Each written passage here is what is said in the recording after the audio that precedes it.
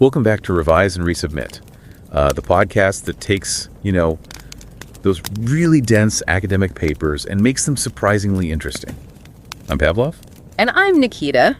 Imagine for a moment that you are a South African entrepreneur living in one of the massive townships there.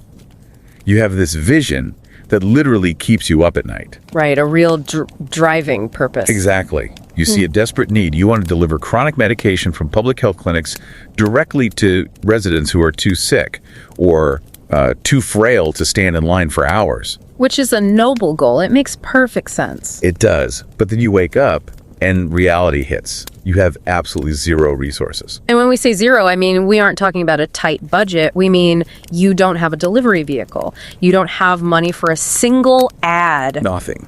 You don't even have logistical infrastructure because the township lacks clear maps or formal addresses. Yes, it's a complete logistical nightmare. And it gets worse because the doctors, the very people you need to partner with, they are highly suspicious of you. Yeah, they don't trust some random guy claiming he can handle sensitive prescription meds. Right, so you have no money, no car, no maps, and zero trust. In a standard business school case study, this is the part where you just pack it up, you cut your losses, and go home. It's a non-starter. You can't build a supply chain on good intentions alone. But the thing is, this entrepreneur didn't quit. Instead, he looked at what he did have. He didn't have a van, but he had legs. So he walked. Or he took the local taxi. Yeah. He didn't have money for billboards, but he had his grandmother. Wait, his grandmother? His grandmother, with a massive social network. He used her to spread the word through the community grapevine. And when the doctors refused to work with him, he didn't hire a lawyer. What did he do? He brought the community elders, these grandmas and grandpas, right into the hospital. They marched in and literally shouted at the doctors, "Can't you see how old we are? Do you want us to die standing in line?" Wow. That is an incredibly powerful image. And I imagine it was effective. It was incredibly effective. He eventually built a cold chain delivery service using bicycles and local couriers. But the reason I'm starting right here with this story is that it isn't just about hustle. Right, it's not just a feel-good story. Exactly. It is a tangible example of a very specific process. It's about how creativity emerges from constraints, not just in spite of them. It's a fascinating case study, and it actually comes directly from the research we are unpacking today. We're looking at an article titled Microprocesses of Constrained Innovation, a field study of constraint handling practices in base of the pyramid innovation projects. I know, that is quite a mouthful of a title, but stick with us because the content is just incredible. It really is. And it's worth mentioning this was published in the Journal of Management Studies. For anyone who might not track academic rankings, that is an FT50 listed journal. Gold standard. The Ivy League of business research, basically. It's authored by Helene Doms from LMU Munich, Matthias Weiss from Zeppelin University, and Martin Hogel, also from LMU Munich. And before we go any further, I want to say to you listening right now, whether you follow our discussions regularly or this is your first time tuning in, you really should make time to read this thoughtfully crafted, rigorously peer-reviewed article. Absolutely. We put the link in the show notes. Whether you are a student, a manager, or just someone trying to fix a leaky faucet without the right wrench, this paper will change how you look at problem solving. It's basically a masterclass in understanding what we call base of the pyramid innovation. So let's unpack that first for anyone who is maybe new to academic research or just about to start their own research journey. What exactly is the base of the pyramid, or BOP? Well, in strict economic terms, the base of the pyramid refers to the billions of people worldwide with the lowest purchasing power. But for innovators, it means something more specific. An environment of extreme scarcity. Exactly. We aren't just talking about customers having less disposable income. We are talking about poor physical infrastructure, weak regulatory systems, unbanked populations, and often a total lack of consumption experience with certain technologies. So if you are trying to build a product there, the standard rule book just goes out the window. Correct. Standard innovation theory usually assumes you have resources. It assumes a budget, a lab, a steady supply chain. This paper asks a radically different question. What exactly do people do? What are the microprocesses when they hit a wall and the resource isn't just low, it's missing entirely? And to find out, the authors didn't just sit in the university office, they actually went out into the field. They conducted a comprehensive qualitative field study. This is huge because in quantitative research, you get the numbers but miss the nuance. In qualitative research, you get the actual stories. They analyzed, what, 60 different innovation projects? Yes, 60 interviews with managers, CEOs, and entrepreneurs across India and sub-Saharan Africa. Places like Ghana, Kenya, Rwanda, South Africa, Tanzania. And these weren't just random software startups. They covered agriculture, energy, healthcare, sanitation, real nuts and bolts survival issues. Right. The goal was to move beyond vague buzzwords. You might hear terms like jugaad in India or bricolage in France to describe low-cost innovation. But this paper maps out the specific steps. When the plan fails, what is the very next thing you physically do? To understand those steps, we first need to understand the obstacles. The paper categorizes the roadblocks into two specific types, which I found really clarifying. Yeah, they identify task constraints and goal constraints. Let's break those down. Think of task constraints as problems with the means. This is when you know exactly what you want to build, but you can't. You lack money, you're missing raw materials, the equipment is broken, or you just don't know how to do it. It's a how problem. Got it. So I want to weld this frame, but I don't have a welding machine. That's a task constraint. Exactly. Goal constraints, on the other hand, are problems with the objective. This happens when the market forces you to change what you are trying to achieve. Like realizing your target audience can't use the product you designed. Right. For example, I want to build an electric fridge, but my customers have no electricity. Or I want to sell this for $50, but the market can only afford $5. The goal itself is restricted by reality. So task constraints are about the tools, and goal constraints are about the target. Precisely. And the authors argued that how you handle these constraints depends on your mindset. They pull in two theoretical concepts from entrepreneurship literature here: effectuation and causation. Those sound like heavy academic terms, but they're pretty intuitive once you get the hang of them. They really are. Causation is the planner's mindset. It's the traditional MBA approach. You start with a specific goal, and you plan the most efficient way to get there. It is strictly linear. A causes B. That's causation and effectuation. Effectuation is the improviser's mindset. You don't start with a goal. You start with what you have, who you know, what you can do right now, and you imagine what's possible with those ingredients. It's the difference between following a strict recipe, which is causation, and opening the fridge, seeing some random leftovers, and just cooking a meal, which is effectuation. I love that analogy. Now, here is where the debate gets really interesting. Usually people think of these as opposites. You are either a planner or an improviser. But this paper proves that in these high-pressure environments, successful innovators actually cycle between them. And they do that using specific constraint handling practices. Let's look at how they handle goal constraints first, when the target itself is the problem. So this is when the product is too expensive or the infrastructure isn't there. The paper identifies 3 practices. The first one is reducing. In India, they sometimes call this neti-neti, right? Which means neither this nor that. Yes. It's a philosophical process of elimination applied to product design, stripping away everything that isn't absolutely essential. There was that great example regarding shampoo. Oh yeah. In the West, shampoo formulas are complex cocktails of molecules, stabilizers, fragrances, pearlescent agents. But for the BOP market, innovators questioned every single molecule. They realized they didn't need most of them. And they didn't need a bulky plastic bottle either. Right, which costs money. So they reduced it down to a 5 milliliter sachet with a stripped down formula. They removed the cost of packaging and unnecessary ingredients to meet the price constraint. Radical simplicity. The second practice is reinterpreting. This is about reconsidering the problem entirely. The example that stood out to me was a social network for rural areas. The goal was communication, kind of like Facebook. But the constraint was that many users were illiterate. A text-based social network is useless if you can't read. That seems like a massive dead end. It would be if you stuck to the original goal of a texting app. But they reinterpreted the goal. They realized the core need was just communication, not texting. Also, they built a voice-based system. Well, exactly, an IVR system where people leave audio messages for each other. They changed the interpretation of the product to fit the constraint. That's brilliant. You keep the value, but you change the format. And the third practice for goal constraints is replacing. This is substituting a missing element with something else entirely.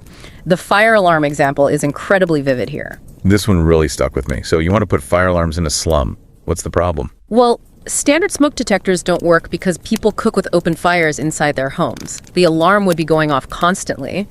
And standard sirens don't work because the copper gets stolen.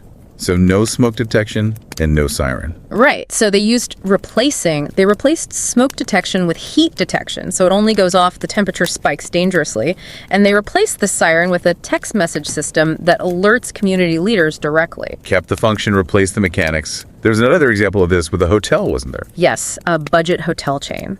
They needed to maximize space for rooms to make the price affordable, but the reception desk took up too much square footage. So they just got rid of it. They completely replaced the reception area with a PIN code entry system, substituted a physical space with technology. Okay, so that's how they handle goal constraints, using that causation planning logic. But what happens when you hit a task constraint? When you are mid-project and you just don't have the thing you need? That is when they switch to effectuation, the improvisational mode. And the first practice here is tinkering. In Kenya, they call this juakali. Yeah. In India, it's jugad. It's essentially firefighting. Quick, spontaneous fixes using whatever is at hand. There was an interview with a manager who had an inventory shipment get lost. Reordering would take weeks. So he called a random contact, pushed some boundaries, and used inventory meant for someone else just to keep the line moving. Not exactly elegant. No, it's off the record. Messy. But it keeps the project alive. It's duct tape logic. The second practice is networking, which brings us right back to our opening story. Exactly. When you lack a physical resource, like a van or an ad budget, you use social capital. That entrepreneur used his grandmother's network. Or, in another case from the study, a mobile banking project needed to verify users quickly before a law changed, but they didn't have the tech. So they partnered with a company that already had biometric expertise. They networked to bypass the lack of internal knowledge, borrowing someone else's capacity.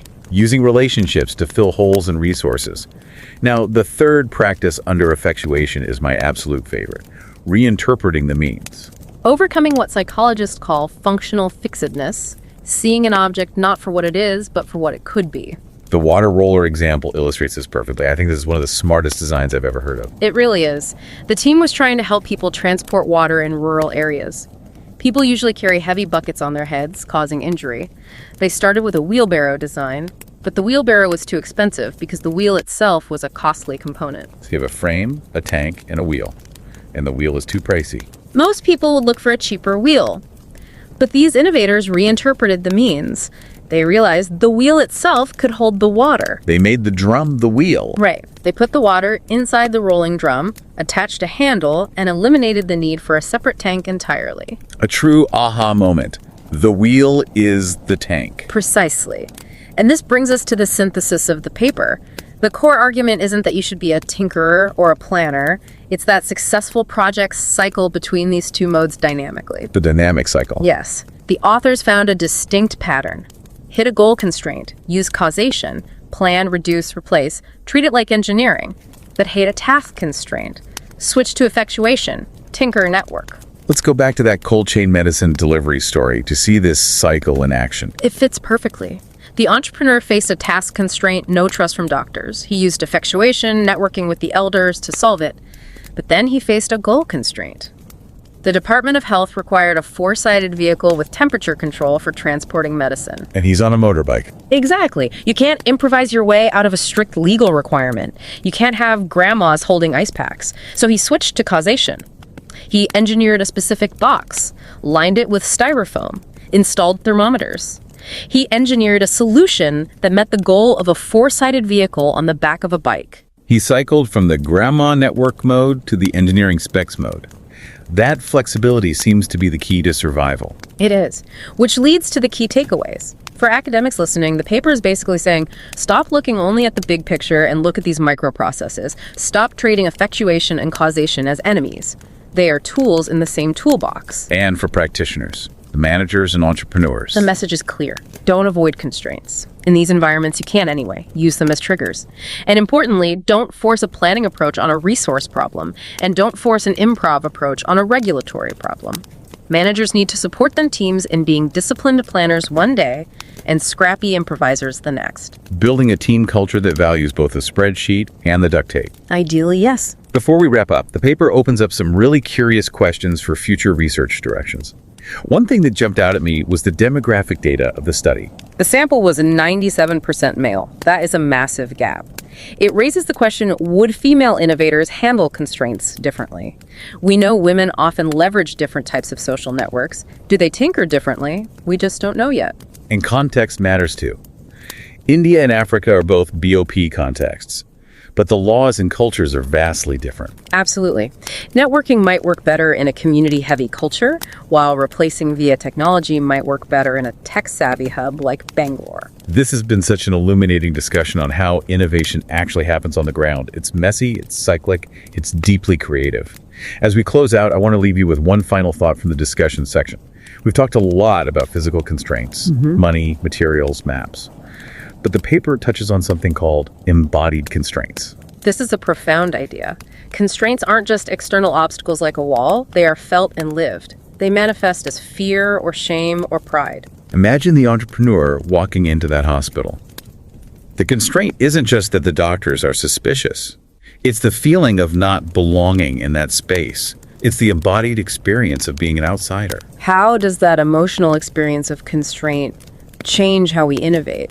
Does fear of rejection stop us from networking? Does community pride fuel the tinkering? Innovation isn't just mechanical, it is a deeply human, emotional struggle. Something for you to think about as you go about your week. The constraints aren't just in the budget, they're in the body too. Thank you for spending this time with us. And again, definitely click the link in the show notes and read the full paper. It's absolutely worth your time. It really is. Take care and keep innovating. And don't forget to subscribe to Revise and Resubmit on Spotify and Apple Podcasts. Until next time, keep those minds curious, keep questioning, and keep revising and resubmitting.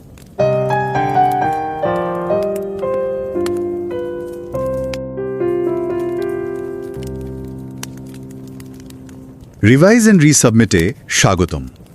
আমি প্যাভলভ। আর আমি নিকিতা। দক্ষিণ আফ্রিকার একটা বস্তি বা টাউনশিপের এক তরুণ উদ্যোক্তার গল্প দিয়ে আজকের আলোচনাটা শুরু করা যাক। চারপাশের রাস্তাগুলো একদম ধুলোমাখা, খুব সরু, মানে একটা সাধারণ গাড়িও সেখানে ঠিকমতো ঘোরানোর উপায় নেই। পরিবেশটা বেশ চ্যালেঞ্জিং। একদম। তো এই তরুণের স্বপ্ন হলো সে সাধারণ মানুষের কাছে জরুরি কিছু ওষুধ পৌঁছে দেবে, কিন্তু সমস্যা হলো এই ওষুধগুলো অত্যন্ত ঠান্ডা তাপমাত্রায় সংরক্ষণ করতে হয়, আর তার কাছে কোনো ডেলিভারি ভ্যান নেই। মানে কোল্ড চেন মেনটেন করার কোনো উপায় নেই তার কাছে। ঠিক তাই। নিজের এই উদ্যোগের বিজ্ঞাপন দেওয়ার মতো কোনো টাকাও তার পকেটে নেই। আর সবচেয়ে বড় কথা হলো স্থানীয় ডাক্তাররা তার এই অদ্ভুত আইডিয়াকে একেবারেই বিশ্বাস করছেন না। এটা খুব স্বাভাবিক। সাদা অ্যাপ্রন পরা ডাক্তাররা তো ভাববেনই যে কোনো প্রাতিষ্ঠানিক ডিগ্রি বা বড় কোম্পানির সাপোর্ট ছাড়া এই ছেলে কিভাবে স্পর্শকাতর ওষুধ সরবরাহ করবে। হ্যাঁ, চারদিকে যেন শুধু পাহাড়সম বাধা। সাধারণ কেউ হলে হয়তো এখানে হাল ছেড়ে দিত, বা হয়তো কোনো বিনিয়োগকারীর আশায় বছরের পর বছর বসে থাকত। কিন্তু এই তরুণ অন্য ধাতুতে গড়া। সে নিশ্চয়ই অপেক্ষা করে বসে থাকেনি। একদম না। সে একটি সাধারণ মোটর বাইকের বাক্সে বাতিল থার্মোকল আর বরফের প্যাকেট দিয়ে, মানে জোড়াতালি দিয়ে, নিজেই একটি কোলচেন বাক্স বানিয়ে ফেলল। বিজ্ঞাপনের জন্য সে কোনো পত্রিকা বা টিভির কাছে গেল না, বরং তার দাদির যে বিশাল সামাজিক পরিচিতি বা নেটওয়ার্ক আছে, আরে বাহ, হ্যাঁ, এলাকার বয়স্ক মানুষদের সেই লোকমুখের প্রচারণাকে সে কাজে লাগালো। আর ডাক্তারদের রাজি করাতে সে কোনো পাওয়ার পয়েন্ট প্রেজেন্টেশন বানায়নি। এলাকার বয়স্ক মানুষদের নিয়ে সরাসরি হাসপাতালে গিয়ে হাজির হলো। চারপাশের এই চরম সীমাবদ্ধতা তাকে থামাতে তো পারেইনি, বরং তাকে সম্পূর্ণ নতুন এবং কার্যকর একটি পথ বের করতে বাধ্য করেছে। দারুণ একটা গল্প। এই তরুণের পরিস্থিতিটা যদি আমরা একটু বিশ্লেষণ করি, তাহলে একটা বড় সত্য বেরিয়ে আসে। আমাদের তো একটা বদ্ধমূল ধারণা আছে যে চমৎকার সব উদ্ভাবন বা ইনোভেশনের জন্য কারি টাকা লাগে। সিলিকন ভ্যালির মতো অত্যাধুনিক ল্যাব লাগে। ঠিক, প্রচুর সম্পদের প্রয়োজন হয়। কিন্তু যাদের কিছুই নেই, তারা কিভাবে উদ্ভাবন করে? এই তরুণের মতো মানুষেরা আসলে এক ধরনের প্রক্রিয়ার মধ্য দিয়ে যায়, যেখানে অভাবটাই, মানে তাদের এই সীমাবদ্ধতাটাই তাদের সবচেয়ে বড় শক্তিতে পরিণত হয়। আর উদ্ভাবনের এই চমকপ্রদ বাস্তব চিত্রটি খুব সুন্দরভাবে উঠে এসেছে একটি অত্যন্ত আকর্ষণীয় গবেষণা প্রবন্ধে। প্রবন্ধটির নাম micro processes of constrained innovation. এটি প্রকাশিত হয়েছে বিশ্ববিখ্যাত এবং FT50 তালিকাভুক্ত মর্যাদাপূর্ণ জার্নাল অফ ম্যানেজমেন্ট স্টাডিজে। এটা একাডেমিক দুনিয়ায় খুবই স্বনামধন্য একটা জার্নাল। একদম। গবেষণাটি যৌথভাবে করেছেন জ্যাপেলিন ইউনিভার্সিটির ম্যাথিয়াস ভাইস, লুডভিগ ম্যাক্সিমিলিয়ান্স ইউনিভার্সিটি মিউনিখের মার্টিন হোগল এবং গবেষক হেলেন ডমস, যারা এই মুহূর্তে শুনছেন। চ্যানেল সাবস্ক্রাইব করার কোনো তাগিদ দিচ্ছি না, তবে শো নোটে দেওয়া লিঙ্কে গিয়ে মূল গবেষণাপত্রটি পড়ার একটি আন্তরিক অনুরোধ রইল। হ্যাঁ, পড়া উচিত। নতুন গবেষক থেকে শুরু করে কর্পোরেট জগতের মানুষ সবার জন্য অত্যন্ত নিখুঁতভাবে তৈরি এবং কঠোরভাবে পিয়ার রিভিউ করা এ প্রবন্ধটি ভাবনার নতুন জগৎ খুলে দেবে। নতুন যারা একাডেমিক গবেষণা নিয়ে কাজ শুরু করতে চাইছেন, তাদের জন্য এই প্রবন্ধের মূল প্রেক্ষাপটটি একটু সহজ করে তুলে ধরা দরকার। এই গবেষণাটি মূলত বেস অফ দি পিরামিড বা সমাজের একদম নিম্নস্তরের সুবিধাবঞ্চিত মানুষদের জন্য তৈরি উদ্ভাবনী প্রকল্পগুলো নিয়ে কাজ করেছে। এই বাজারটি তো এমন এক বিশাল জনগোষ্ঠীকে নিয়ে গঠিত, যাদের ক্রয় ক্ষমতা অত্যন্ত কম। ঠিক। সেখানে হয়তো দিনের বেশিরভাগ সময় বিদ্যুৎ থাকে না, রাস্তাঘাটের অবস্থা শোচনীয় এবং প্রাতিষ্ঠানিক সুবিধাও নেই বললেই চলে। গবেষণায় খুব সূক্ষ্মভাবে দেখানো হয়েছে, যখন চারদিকে শুধু অভাব আর সীমাবদ্ধতা থাকে, তখন উদ্ভাবকরা ঠিক কোন ছোট ছোট কাজের ধাপ বা যাকে বলে মাইক্রো প্রসেস, সেগুলো ব্যবহার করে অভাবনীয় সব সমাধান বের করে আনেন। এই প্রবন্ধের সবচেয়ে বড় শক্তির জায়গাটা হলো, এটা কোনো দূর আকাশের তত্ত্ব নিয়ে কথা বলে না। একেবারে বাস্তব জীবনের সাথে মিলিয়ে উদ্ভাবনের দুটি চমৎকার তত্ত্ব এখানে নিয়ে আসা হয়েছে, কজেশন এবং ইফেকচুয়েশন। শব্দ দুটো শুনতে বেশ ভারী একাডেমিক মনে হতে পারে। হ্যাঁ, তবে দৈনন্দিন জীবনের একটা খুব সাধারণ উদাহরণ দিয়ে বিষয় দুটো বোঝা যেতে পারে। ধরা যাক, ছুটির দিনে কেউ একজন ঠিক করলো যে সে খুব নিখুঁতভাবে একটি স্পেশাল বিরিয়ানি রান্না করবে। আচ্ছা। সে রেসিপি দেখলো, বাজারের ফর্দ বানালো এবং দোকানে কি একদম মাপে মাপে সব মশলা আর উপাদান কিনে আনলো। তার কাছে একটি সুনির্দিষ্ট লক্ষ্য আছে এবং সেই অনুযায়ী সে সম্পদ জড়ো করে ধাপে ধাপে এগোচ্ছে। এটি হলো কজেশন বা ছক কষে এগোনো। চমৎকার উপমা। রান্নার এই উপমাটা ধরে যদি আমরা অন্য একটা পরিস্থিতির কথা ভাবি, তাহলে ইফেকচুয়েশনের বিষয়টা খুব পরিষ্কার হয়ে যায়। ধরুন মাসের শেষ, পকেটে টাকা নেই, বাইরে মুষলধারে বৃষ্টি হচ্ছে, মানে বাজারে যাওয়ারও কোনো সুযোগ নেই। একদম। তখন ফ্রিজ খুলে দেখা গেল বেঁচে যাওয়া অল্প কিছু সবজি, একটুখানি ভাত আর একটা ডিম পড়ে আছে। ওই পরিস্থিতিতে আগে থেকে ঠিক করা কোনো রেসিপি কাজ করবে না। হাতের কাছে যেটুকু সম্পদ আছে তা দিয়েই স্বতঃস্ফূর্তভাবে নতুন কোনো একটা খাবার বানিয়ে ফেলতে হবে। বেশ মজার তো। হ্যাঁ, এখানে লক্ষ্য আগে থেকে ঠিক করা নেই, বরং হাতের কাছে থাকা সম্পদই নির্ধারণ করে দিচ্ছে যে শেষ পর্যন্ত কি বানানো সম্ভব হবে। এটিই হলো ইফেকচুয়েশন। তাত্ত্বিক এই ধারণাগুলো অবশ্য বেশ পুরনো, কিন্তু এই গবেষক দল যেভাবে মাঠ পর্যায় থেকে ডেটা সংগ্রহ করেছেন এবং মেথডোলজি সাজিয়েছেন, সেটা সত্যিই অসাধারণ। অনেক সময় দেখা যায় গবেষকরা পশ্চিমা বিশ্বের আরামদায়ক অফিসে বসে দূর থেকে কোনো অনলাইন সার্ভে করে ডেটা নিয়ে নেন, যা অনেক সময় প্রকৃত চিত্রটা তুলে ধরতে পারে না। ঠিক। কিন্তু এই গবেষণায় তারা সেটা করেননি। তারা ভারত এবং সাব সাহারান আফ্রিকার, যেমন ঘানা, কেনিয়া, রুয়ান্ডা, দক্ষিণ আফ্রিকা, মোট 60টি ভিন্ন ভিন্ন উদ্ভাবনী প্রকল্পের সাথে যুক্ত সিইও, ম্যানেজার এবং প্রতিষ্ঠাতাদের সরাসরি সাক্ষাৎকার নিয়েছেন। ডেটা সংগ্রহের এই পদ্ধতির কারণেই গবেষণাটি এতটা প্রাণবন্ত হয়েছে। তারা সাক্ষাৎকারের জন্য ক্রিটিক্যাল ইনসিডেন্ট টেকনিক ব্যবহার করেছেন। বিষয়টা একটু বুঝিয়ে বললে ভালো হয়। নিশ্চয়ই। বিষয়টা এমন নয় যে তারা ঢালাওভাবে জিজ্ঞেস করেছেন আপনারা কিভাবে উদ্ভাবন করেন, বরং তারা জানতে চেয়েছেন আপনার প্রজেক্টের সবচেয়ে বড় বিপদের দিনটার কথা বলুন। সেই মুহূর্তে যখন সব রাস্তা বন্ধ হয়ে গিয়েছিল, ঠিক কি করেছিলেন? বাহ, খুব স্পেসিফিক প্রশ্ন। হ্যাঁ, সাক্ষাৎকার দেওয়ার সময় ওই উদ্ভাবকরা রীতিমতো কাগজে এঁকে দেখিয়েছেন কোন ধাপে তাদের কি ধরনের বাধার সম্মুখীন হতে হয়েছে, আর সেই তথ্যগুলোকে বিশ্লেষণ করা হয়েছে জোয়ায়া মেথোডোলজির মাধ্যমে। এই জোয়ায়া মেথোডোলজির বিষয়টা নতুন গবেষকদের জন্য একটা মাস্টার ক্লাস হতে পারে। মাঠ পর্যায়ের মানুষের মুখের কাঁচা কথা, তাদের বলা গল্পগুলোকে গবেষকরা প্রথমে সাধারণ ডেটা হিসেবে নেন। তারপর সেই সাধারণ কথাগুলোর ভেতর থেকে প্যাটার্ন বা ধরন খুঁজে বের করে তাকে ধাপে ধাপে একটি তাত্ত্বিক রূপ দেন। একদম ঠিক। সাধারণ একটি গল্প কিভাবে একটি প্রতিষ্ঠিত তথ্যের রূপ নেয় তার দারুণ উদাহরণ এই পদ্ধতি। আর এই নিখুঁত ডেটা বিশ্লেষণের পরেই গবেষণার সবচেয়ে কৌতূহলোদ্দীপক অংশটি বেরিয়ে এসেছে। ওই যে সীমাবদ্ধতার ধরনগুলো, তাই তো? হ্যাঁ, গবেষকরা দেখেছেন যে এই উদ্ভাবকদের জীবনে আসা অভাব বা সীমাবদ্ধতাগুলো মূলত দুই ধরনের হয়। একটি হলো গোল কনস্ট্রেন্টস বা লক্ষ্যগত সীমাবদ্ধতা, এবং অন্যটি হলো টাস্ক কনস্ট্রেন্টস বা কাজের সীমাবদ্ধতা। লক্ষ্যগত সীমাবদ্ধতা বা গোল কনস্ট্রেন্ট বিষয়টা একটু খুলে বলা যাক। এটি তখন দেখা দেয় যখন টার্গেট কাস্টমারদের কোনো বিশেষ অভাব থাকে বা বাজারের কাঠামোগত দুর্বলতা থাকে। যেমন যাদের জন্য পণ্যটি বানানো হচ্ছে তাদের হয়তো বিদ্যুৎ ব্যবহারের সুযোগ নেই, অথবা তাদের আর্থিক ক্ষমতা এতই কম যে পণ্যের দাম একদম ন্যূনতম রাখতে হবে। ঠিক তাই। এই ধরনের পূর্বনির্ধারিত লক্ষ্য বা বাধার ক্ষেত্রে উদ্ভাবকরা সাধারণত এই যে কজেশন বা ছক কষে এগোনোর লজিক সেটি ব্যবহার করেন। এই লক্ষ্যগত সীমাবদ্ধতা পার হওয়ার জন্য গবেষকরা 3টি সুনির্দিষ্ট উপায় বা মাইক্রো প্রসেস চিহ্নিত করেছেন। প্রথমটি হল রিডিউসিং বা কমানো। কমানো বা বাদ দেওয়ার এই ধারণাটা শুনতে যতটা সহজ মনে হয়, বাস্তবে কিন্তু ততটাই কঠিন। আমরা সাধারণত ভাবে পণ্যে নতুন নতুন ফিচার যোগ করাই বুঝি উদ্ভাবন, কিন্তু এখানে ঠিক উল্টোটা ঘটছে। হ্যাঁ, পণ্যের ভেতর থেকে অপ্রয়োজনীয় জিনিস ছেঁটে ফেলার মাধ্যমে উদ্ভাবন হচ্ছে। যেমন শ্যাম্পুর দাম কমানোর জন্য বড় প্লাস্টিকের বোতলের বদলে 5 মিলিলিটারের ছোট প্যাকেট বা স্যাশেট তৈরি করার বিষয়টা আমরা সবাই জানি। কিন্তু গবেষণার একটি সাক্ষাৎকারে খুব দারুণ একটা বিষয় উঠে এসেছে। পশ্চিমা বিশ্বের দামি শ্যাম্পুতে অগণিত কেমিক্যাল থাকে, যার অনেকগুলোই আসলে শুধু সুবাস বা ফেনার জন্য দেওয়া হয়, যা হয়তো চুল পরিষ্কার করার মূল কাজের জন্য দরকারি নয়। একদম। সুবিধাবঞ্চিত বাজারের মানুষদের কাছে চুল পরিষ্কার হওয়াটাই মূল কথা, অতিরিক্ত ফেনা বা সুবাস নয়।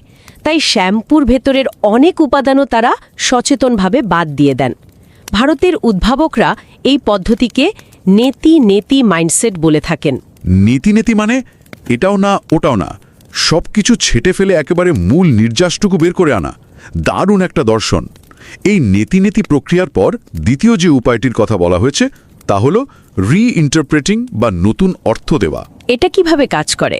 এটি হলো প্রচলিত কোনো জিনিসের নতুন কোনো ব্যবহার খুঁজে বের করা বা সমস্যাটিকে সম্পূর্ণ নতুন দৃষ্টিকোণ থেকে দেখা। উদাহরণস্বরূপ, গ্রামের নারীদের প্রতিদিন অনেক দূর থেকে মাথায় বা কাঁখে করে ভারী পাত্রে পানি টানতে হয়। এটি শারীরিকভাবে অত্যন্ত কষ্টকর একটি কাজ। হ্যাঁ, বহু গ্রামের এটাই প্রতিদিনের চিত্র।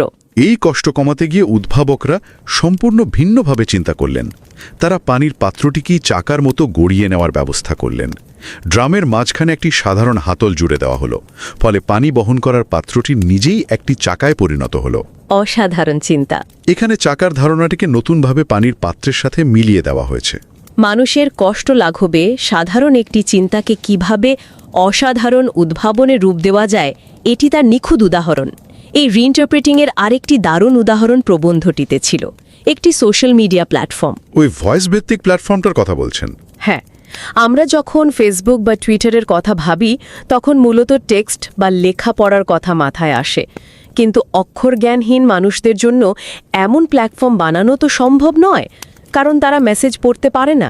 তখন উদ্ভাবকরা যোগাযোগ বা কমিউনিকেশন শব্দটির নতুন অর্থ বের করলেন। ঠিক, তারা এমন একটি প্ল্যাটফর্ম বানালেন যেখানে মানুষ সাধারণ ফোন থেকে কল করে ভয়েস মেসেজ রাখতে পারে এবং অন্যের মেসেজ শুনতে পারে। সোশ্যাল মিডিয়ার এই নতুন রূপ ওই অক্ষরজ্ঞানহীন মানুষদেরও একটি কমিউনিটি তৈরির সুযোগ করে দিল। লক্ষ্যগত সীমাবদ্ধতা পেরোনোর তৃতীয় উপায়টি হল রিপ্লেসিং বা প্রতিস্থাপন। রিপ্লেসিং মানে হল দামি বা জটিল প্রযুক্তির বদলে সহজ এবং সস্তা বিকল্প দেওয়া, যা স্থানীয় পরিবেশের সাথে খাপ খায়। গবেষণাপত্রটিতে বস্তির ঘরের জন্য তৈরি একটি ফায়ার অ্যালার্মের খুব চমৎকার একটি উদাহরণ দেওয়া হয়েছে। এই উদাহরণটা আমার খুব প্রিয়। উন্নত বিশ্বে সাধারণ ধোঁয়ার সেন্সর দিয়ে ফায়ার অ্যালার্ম বানানো হয়, কিন্তু বস্তির ছোট ঘরগুলোতে সাধারণত লাকড়ি বা কয়লার চুলায় রান্না হয়, ফলে ঘরে সবসময় কিছুটা ধোঁয়া থাকে। সেখানে যদি সাধারণ ধোঁয়ার সেন্সর দেওয়া হয় তবে সারাদিনই অ্যালার্ম বেজে উঠবে এবং মানুষ বিরক্ত হয়ে তা বন্ধ করে রাখবে। একদম তাই। এই সমস্যার সমাধান করতে গিয়ে উদ্ভাবকরা ধোঁয়ার সেন্সরটিকে সরিয়ে সেখানে তাপের সেন্সর বসিয়ে দিলেন। কারণ ধোঁয়া থাকলেও অস্বাভাবিক তাপ কেবল তখনই তৈরি হবে যখন সত্যি সত্যি আগুন লাগবে। আর ব্যাটারির বিষয়টা ভাবলে তো অবাক হতে হয়। হ্যাঁ, সাধারণ অ্যালার্মের ব্যাটারি তো বেশ দামি হয় আর সহজে পাওয়া যায় না। ঠিক, তাই উদ্ভাবকরা কোনো বিশেষ দামি ব্যাটারির বদলে সাধারণ ঘড়ির ব্যাটারি বা AAA ব্যাটারি ব্যবহার করলেন, যা বস্তির যে কোনো ছোট দোকান থেকেই খুব সহজে আর কম দামে কিনে বদলানো যায়। এতক্ষণ আমরা যে 3টি উপায়ের কথা বললাম, কমানো, নতুন অর্থ দেওয়া এবং প্রতিস্থাপন করা, এগুলো মূলত লক্ষ্যগত বা আগে থেকে জানা সীমাবদ্ধতা সামলাতে ব্যবহৃত হয়। কিন্তু বাস্তব জীবন তো আর সবসময় ছক মেনে চলে না। না, তা তো করেই না। কাজের মাঝপথে যখন অপ্রত্যাশিত কোনো বাধা এসে পড়ে, যাকে টাস্ক কনস্ট্রেইনস বা কাজের সীমাবদ্ধতা বলা হচ্ছে, তখন পরিস্থিতি একেবারেই বদলে যায়। কাজের মাঝপথে হঠাৎ করেই টাকা ফুরিয়ে যেতে পারে, কাঁচামাল পৌঁছাতে দেরি হতে পারে বা প্রয়োজনীয় কোনো যন্ত্রপাতি নষ্ট হয়ে যেতে পারে। হঠাৎ আসা এই বাধাগুলো সামলাতে তখন আর পূর্ব পরিকল্পনা বা কজেশন কাজ করে না। একদম না। তখন ওই যে ফ্রিজের বেঁচে যাওয়া খাবার দিয়ে রান্না করার মতো এফেকচুয়েশন বা তাৎক্ষণিক পরিস্থিতির উপর ভিত্তি করে এগোনোর লজিক ব্যবহৃত হয়। এই অপ্রত্যাশিত বাধাগুলো পার হওয়ার জন্য মূলত 2টি উপায় বা প্র্যাকটিসের কথা গবেষণায় বলা হয়েছে। প্রথমটি হল টিঙ্কারিং বা তাৎক্ষণিক সমাধান বের করা। এই টিঙ্কারিং বিষয়টা সত্যি দারুণ। হ্যাঁ, হাতের কাছে যা আছে তা দিয়ে দ্রুত কাজ চালিয়ে নেওয়া। ভারতের মানুষ একে বলে জোগাড়, আর আফ্রিকার ক্যানিয়া একে বলা হয় জোয়া কালি। এটি অনেকটা ফায়ার ফাইটিংয়ের মতো। গবেষণায় একজন ম্যানেজারের কথা বলা হয়েছে, যার কাছে একটি নির্দিষ্ট সময় বিদেশ থেকে প্রয়োজনীয় যন্ত্রাংশ এসে পৌঁছায়নি। তখন তিনি হাহুতাশ করে বসে থাকেননি। অন্য জায়গা থেকে বাতিল কিছু যন্ত্রাংশ জোগাড় করে কোনো মতে জোড়াতালি দিয়ে সাময়িকভাবে কাজটি চালিয়ে নিলেন, তাই তো? ঠিক তাই। এখানে নিখুঁত হওয়ার চেয়ে কাজটা কোনো মতে চালিয়ে নেওয়াটাই বেশি জরুরি। সিলিকন ভ্যালিতে বসে ফেইল ফাস্ট বলা যত সহজ, প্রান্তিক জনগোষ্ঠীর এই উদ্যোক্তাদের জন্য ব্যর্থ হওয়ার কোনো সুযোগই নেই। তাদের টিকে থাকার জন্য এই জোগাড় ছাড়া কোনো উপায়ই থাকে না। কাজের সীমাবদ্ধতা পার হওয়ার দ্বিতীয় উপায়টি হল নেটওয়ার্কিং বা যোগাযোগের ব্যবহার। যখন অর্থের চরম অভাব থাকে বা হঠাৎ করে কোনো সরকারি বা আমলাতান্ত্রিক জটিলতা দেখা দেয়, তখন নিজের কমিউনিটি বা পরিচিতদের কাজে লাগানো ছাড়া আর কোনো পথ খোলা থাকে না। একদম শুরুতে দক্ষিণ আফ্রিকার যে তরুণটির কথা শুনলাম, যে তার দাদির নেটওয়ার্ক ব্যবহার করে ওষুধের ডেলিভারি ব্যবসা দাঁড় করিয়েছিল, ওটাই হলো নেটওয়ার্কিংয়ের সেরা উদাহরণ। হ্যাঁ, তার বিজ্ঞাপন দেওয়ার টাকা নেই, সে কোনো এজেন্সি হায়ার করতে পারছে না, তাই সে কমিউনিটির বয়স্ক মানুষদের কাজে লাগালো। পরিচিত মানুষের মুখের কথা বা ওয়ার্ড অফ মাউথ যে কত বড় শক্তি হতে পারে, এই নেটওয়ার্কিং তারই প্রমাণ দেয়। আর এতগুলো উদাহরণ এবং বিশ্লেষণের পর গবেষণার সবচেয়ে বড় চমকটা কিন্তু অন্য জায়গায় লুকিয়ে আছে। এতক্ষণ ধরে আমরা কজেশন এবং ইফেকচুয়েশন নিয়ে আলাদাভাবে কথা বললাম। মনে হতে পারে এগুলো বুঝি দুটো ভিন্ন রাস্তা, যার যে কোনো একটি বেছে নিতে হয়। কিন্তু গবেষকরা প্রমাণ করে দেখিয়েছেন যে এই সফল উদ্ভাবকরা শুধু একটি নির্দিষ্ট পদ্ধতি নিয়ে বসে থাকেন না, তারা প্রয়োজন অনুযায়ী লক্ষ্য ও সম্পদের মধ্যে চক্রাকারে যাতায়াত করেন। মানে একটা সাইক্লিক্যাল মুভমেন্ট দেখা যায় তাদের কাজে। একদম। এই চক্রাকার যাতায়াতটাই এই প্রবন্ধের মূল আবিষ্কারের জায়গা। উদ্ভাবকরা কখনো ছক কষে এগোন, আবার কখনো হঠাৎ বাধা এলে তাৎক্ষণিক বুদ্ধি খাটিয়ে পরিস্থিতি সামলে নেন। বাধা দূর হলে আবার তারা তাদের মূল লক্ষ্যের দিকে ছক কষে এগোতে শুরু করেন। এটা অনেকটা নৌকার পাল ওড়ানোর মতো। বাতাস যেদিকে সেদিকেই কৌশল বদলাতে হয়। ওই দক্ষিণ আফ্রিকার তরুণের গল্পটিতেই যদি ফিরে যাই, স্বাস্থ্য অধিদপ্তরের নিয়ম অনুযায়ী ওষুধ বহনের জন্য 4-5 ঢাকা নির্দিষ্ট তাপমাত্রার বাক্স দরকার। এটি একটি পূর্ব নির্ধারিত লক্ষ্যগত সীমাবদ্ধতা। এটি পূরণে সে ছক কষে মোটরবাইকের বাক্সে থার্মোকল লাগিয়ে একটি পদ্ধতিগত সমাধান বের করল। এখানে সে কজেশন ব্যবহার করলো। ঠিক, কিন্তু যখন ডাক্তাররা তাকে বিশ্বাস করল না, তখন সেটা হয়ে গেল হঠাৎ আসা একটা কাজের সীমাবদ্ধতা। তখন সে তাৎক্ষণিক বুদ্ধি খাটিয়ে এলাকার মানুষদের নিয়ে হাসপাতালে হাজির হলো, যা ছিল এফেকচুয়েশন। এটি একটি চলমান এবং পরিবর্তনশীল প্রক্রিয়া। এই পুরো আলোচনা থেকে একাডেমিক দুনিয়া এবং প্র্যাকটিশনারদের জন্য দারুণ কিছু শিক্ষণীয় বিষয় উঠে আসে। বিশেষ করে যারা নতুন গবেষণা করছেন তাদের জন্য এই মাইক্রো প্রসেসগুলোর বিশ্লেষণ অনেক বড় একটা দরজা খুলে দিতে পারে। একাডেমিক বা গবেষকদের জন্য সবচেয়ে বড় শিক্ষাটা আসলে কি? শিক্ষা হল কজেশন এবং ইফেকচুয়েশন একে অপরের প্রতিযোগী নয়, বরং তারা একে অপরের পরিপূরক। যে কোনো গুণগত বা কোয়ালিটেটিভ গবেষণায় উদ্ভাবনের এই ছোট ছোট কাজের ধাপ বা মাইক্রো প্রসেসগুলো যে বিশ্লেষণের একটি অত্যন্ত গুরুত্বপূর্ণ একক হতে পারে তা এই প্রবন্ধটি দারুণভাবে প্রমাণ করে। সত্যিই তাই। বড় বড় থিওরির মাঝে চাপা পড়া এই ছোট ছোট মানুষের বেঁচে থাকার কৌশলগুলো যে তাত্ত্বিক দিক থেকেও এত শক্তিশালী হতে পারে তা সত্যি অনুপ্রেরণাদায়ক। এই দুই বিপরীতমুখী লজিকের মধ্যে যে একটা নিখুঁত ভারসাম্য রাখা যায় সেটি একাডেমিক দুনিয়ার জন্য এক বিশাল অগ্রগতি। আর কর্পোরেট জগতের মানুষ বা প্র্যাকটিশনারদের জন্য এই আলোচনা থেকে একটি খুব জরুরি এবং বাস্তবসম্মত বার্তা আছে। বড় বড় কোম্পানিগুলোতে সাধারণত কোনো প্রজেক্টের সামান্য বাধা এলে সবাই আতঙ্কিত হয়ে পড়ে। সীমাবদ্ধতাকে তারা প্রজেক্টের সমাপ্তি বা ভয়ের কারণ হিসেবে দেখে। কিন্তু এই গবেষণা বলছে অভাব বা সীমাবদ্ধতা আসলে ভয়ের কিছু নয়। একদম। বরং এটি সৃজনশীলতার সবচেয়ে বড় জ্বালানি হতে পারে। কর্মীদের সবসময় সব সুবিধা, অত্যাধুনিক সরঞ্জাম বা অফুরন্ত বাজেট দিয়ে দেওয়ার বদলে মাঝে মাঝে তাদের কিছুটা সীমাবদ্ধতার মধ্যে ছেড়ে দেওয়া উচিত। এতে তাদের ওই তাৎক্ষণিক বুদ্ধি খাটানোর বা টিঙ্কারিং করার সুযোগ তৈরি হয়। যখন সম্পদের প্রাচুর্য থাকে না, তখনই মানুষের মস্তিষ্ক সবচেয়ে বেশি কাজ করে এবং সেখান থেকেই বেরিয়ে আসতে পারে যুগান্তকারী কোনো উদ্ভাবন। সম্পদের প্রাচুর্যই যে কেবল উদ্ভাবন আনতে পারে, কর্পোরেট দুনিয়ার এই বদ্ধমূল ধারণাটা পুরোপুরি ভেঙে দেয় আজকের এই বিশ্লেষণ। সীমাবদ্ধতা কোনো দেয়াল নয়, বরং এটি নতুন পথ খোঁজার একটা সিঁড়ি মাত্র। চমৎকার বলেছেন। আর সেই ভাবনার রেশ ধরেই আজকের এই আলোচনার শেষে যারা শুনছেন তাদের মনে কিছু কৌতুকোদ্দীত প্রশ্ন রেখে যেতে চাই, যা ভবিষ্যতে সমসাময়িক গবেষণার নতুন দরজা খুলে দিতে পারে। ভেবে দেখুন তো, এই গবেষণায় যে সীমাবদ্ধতাগুলোর কথা বলা হলো সেগুলো মূলত বস্তুগত বা আর্থিক, কিন্তু এই সীমাবদ্ধতাগুলো যদি সামাজিক বা মানসিক হতো? খুবই ইন্টারেস্টিং একটা প্রশ্ন। যেমন একজন নারী উদ্যোক্তাকে পদে পদে যে সামাজিক বা লিঙ্গভিত্তিক বাধার সম্মুখীন হতে হয়, সেখানে এই তাৎক্ষণিক সমাধান বা জোগাড়গুলো কিভাবে কাজ করবে? ভিন্ন ভিন্ন দেশের সংস্কৃতি কিভাবে এই টিঙ্কারিং বা তাৎক্ষণিক সমস্যার সমাধানের ধরনকে প্রভাবিত করে? আর সবচেয়ে বড় প্রশ্ন হলো, অতি উন্নত বিশ্বের বিশাল বিশাল প্রযুক্তি প্রতিষ্ঠানগুলো যখন হঠাৎ কোনো অপ্রত্যাশিত সংকটে পড়ে যায়, যেমন হঠাৎ করে গ্লোবাল সাপ্লাই চেইন ভেঙে পড়া বা মহামারী আসা, তখন সমাজের সবচেয়ে নিচুতলার এই টিকে থাকার কৌশলগুলো কি তাদের জন্য বড় কোনো শিক্ষা হতে পারে? অসাধারণ একটা ভাবনার জায়গা। হয়তো ভবিষ্যৎ গবেষণায় এই প্রশ্নগুলোর উত্তর আমরা খুঁজে পাব। মানুষের অদম্য ইচ্ছাশক্তি আর চারপাশের সীমাবদ্ধতাকে জয় করার এই অসাধারণ গল্পের রেশ ধরে আজকের মতো বিদায় নিচ্ছি। নতুন কিছু ভাবার আনন্দে মেতে থাকুন।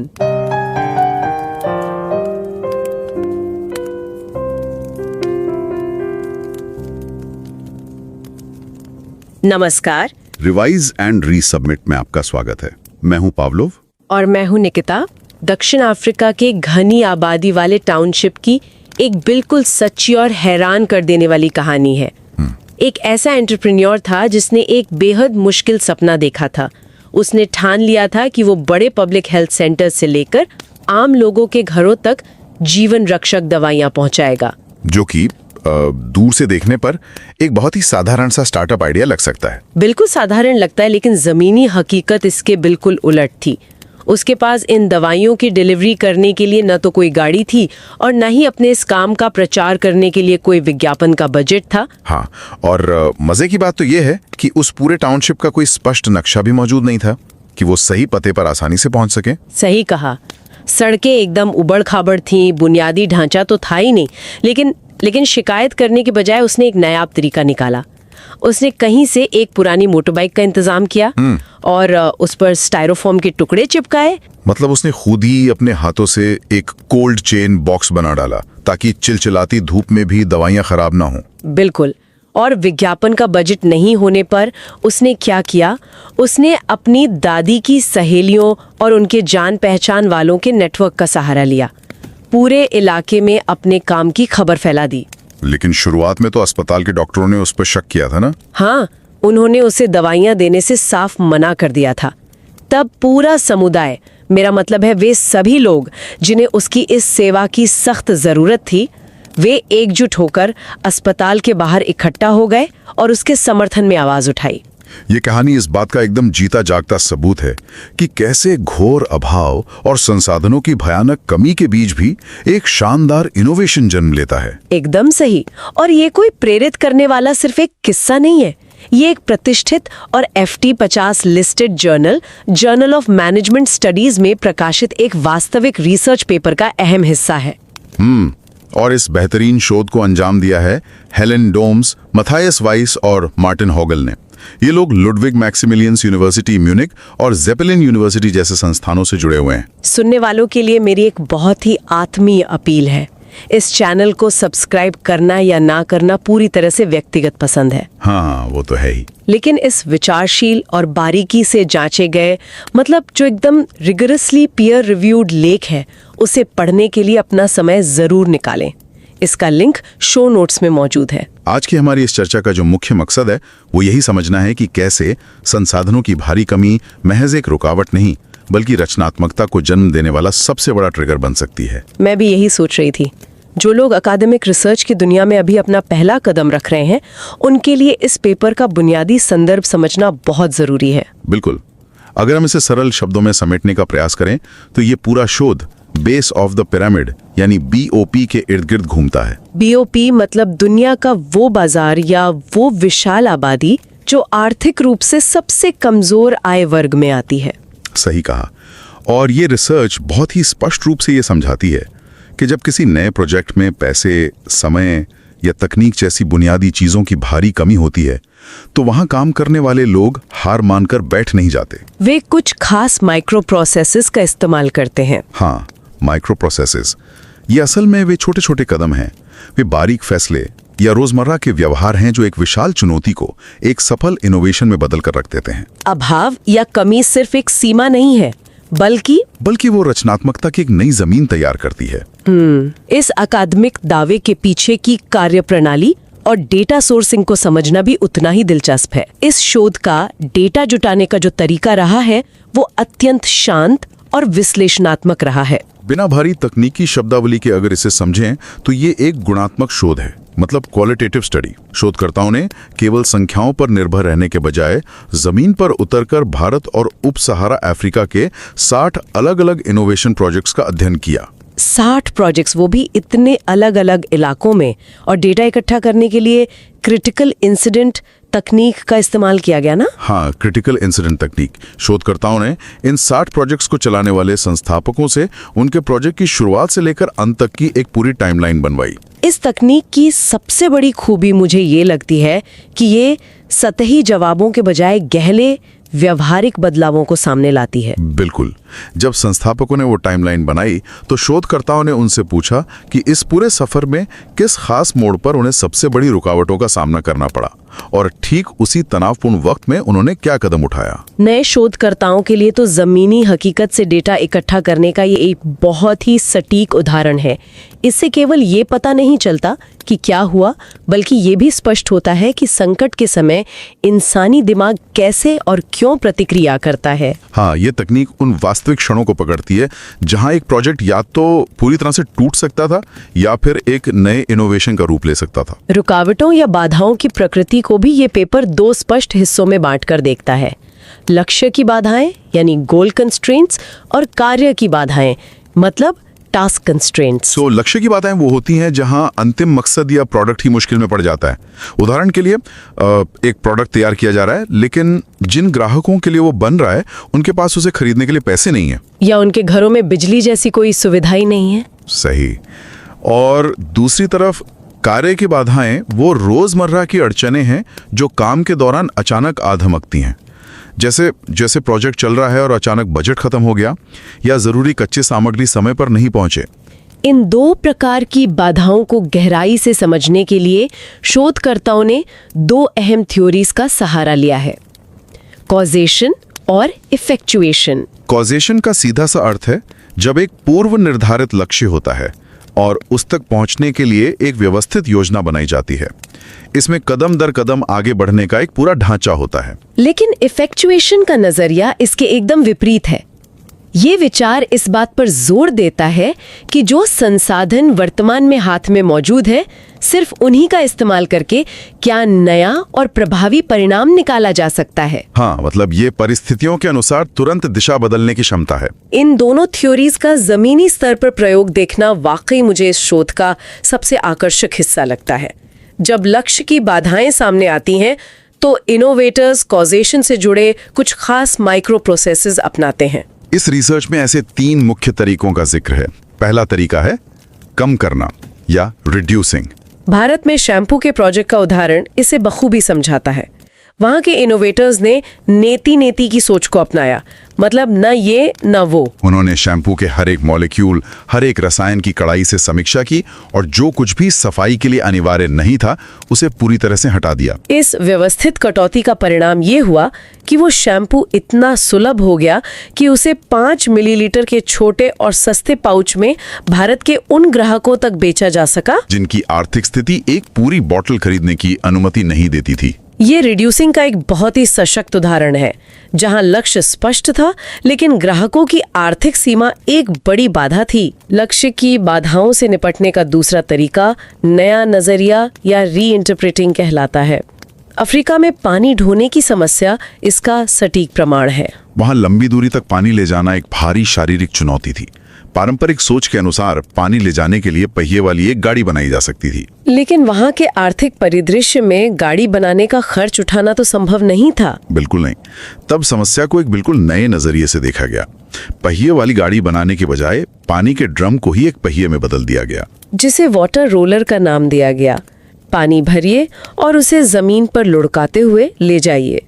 यह दृष्टिकोण मौजूदा समस्या को देखने के चश्मे को ही बदल देता है। पहिए का खर्च ही पूरी तरह से समाप्त कर देना एक असाधारण सोच है, मैं कहूंगा। कॉजेशन के तहत तीसरा तरीका विकल्प खोजना या रिप्लेसिंग है। मलिन बस्तियों का उदाहरण इस बात को और गहराई से स्पष्ट करता है।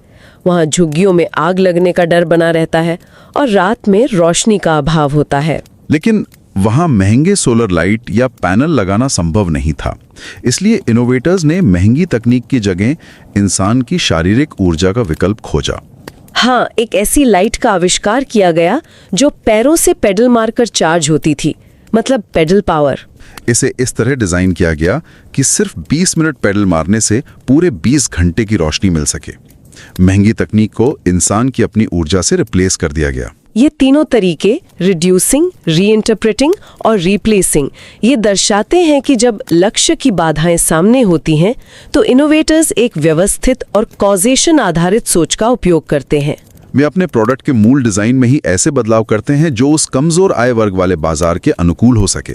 लेकिन स्थिति तब पूरी तरह बदल जाती है जब कार्य की बाधाएं सामने आती हैं। हाँ, जब काम के बीच में अचानक बजट खत्म हो जाए या सप्लाई चेन टूट जाए, तब कॉजेशन की व्यवस्थित योजना काम नहीं आती। यहीं पर इफेक्चुएशन यानी जो हाथ में है उसी से काम चलाने की सोच काम आती है।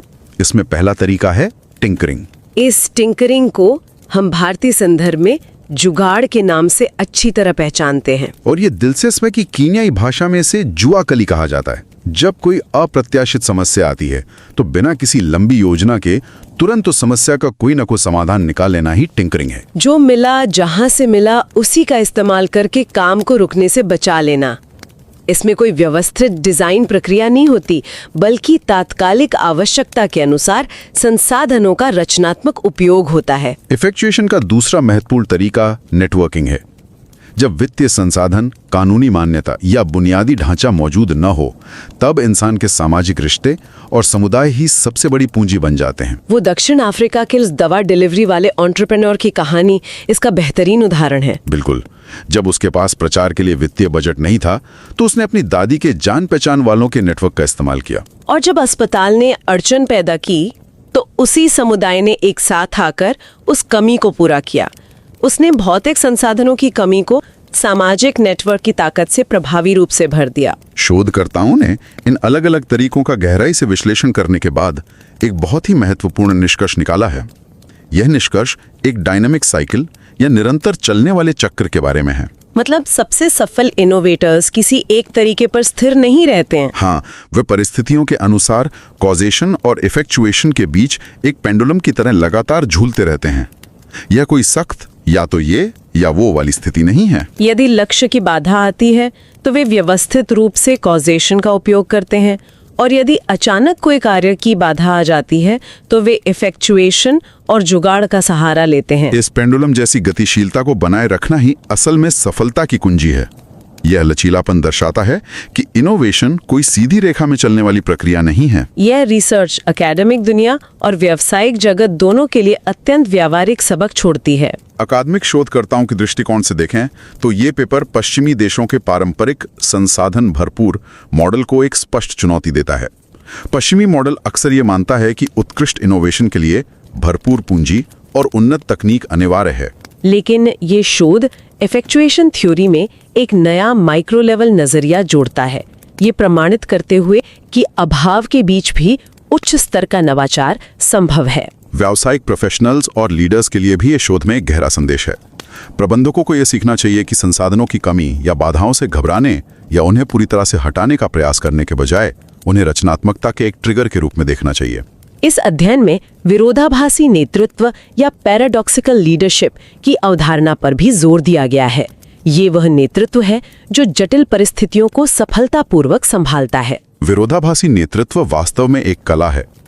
एक कुशल लीडर को यह पहचानना आना चाहिए कि कब प्रोजेक्ट को सख्त अनुशासन और कॉजेशन के तहत संचालित करना है और कब अपनी टीम को पूरी तरह से स्वतंत्र छोड़ देना है, ताकि वे अपने जुगाड़ और इफेक्चुएशन का इस्तेमाल करके कोई नया रास्ता निकाल सकें। बिल्कुल, इन दो विपरीत दृष्टिकोणों के बीच संतुलन बनाए रखना ही इनोवेशन को जीवित रखता है।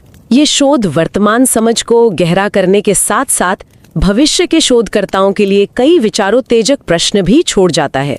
मैं सोच रही थी कि क्या किसी व्यक्ति का लिंग या उसकी सामाजिक स्थिति इन बाधाओं को सुलझाने के तरीके को प्रभावित करती है? ये एक बहुत ही प्रासंगिक सवाल है। पेपर में महिलाओं द्वारा सामना की जाने वाली कुछ विशिष्ट सामाजिक और शारीरिक बाधाओं का उल्लेख किया गया है। तो क्या घोर अभाव में इनोवेशन करते समय महिलाएं कुछ अलग तरह के माइक्रो प्रोसेसेस अपनाती हैं? ये शोध की एक अत्यंत महत्वपूर्ण दिशा है।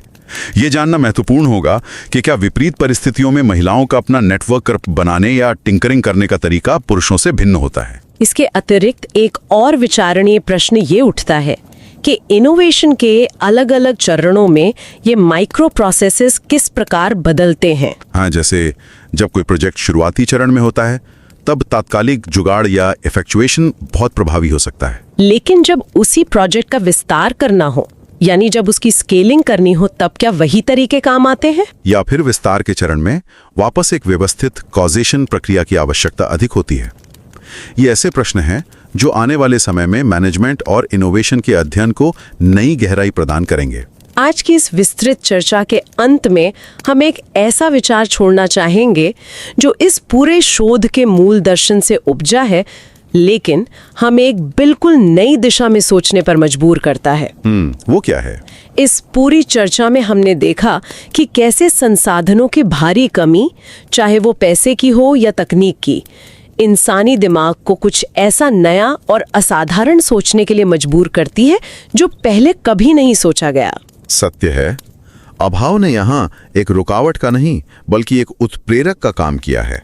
तो ये हमें सोचने पर मजबूर करता है, अगर घोर अभाव में इतनी बेहतरीन और क्रांतिकारी चीजें बन सकती हैं, तो क्या दुनिया की बड़ी बड़ी कंपनियों का अथाह पैसा और असीमित संसाधन असल में उनकी रचनात्मकता को मार रहा है? मतलब क्या बहुतायत और हर सुख सुविधा का उपलब्ध होना इंसान को बौद्धिक रूप से आलसी बना लेता है? हाँ, शायद हमारी सबसे बड़ी ताकत हमारी कमियों में ही छिपी है, और असीमित संसाधन असल में इनोवेशन के लिए सबसे बड़ा खतरा हो सकते हैं। ये वाकई एक ऐसा दृष्टिकोण है जिस पर शांत मन से विचार किया जाना चाहिए।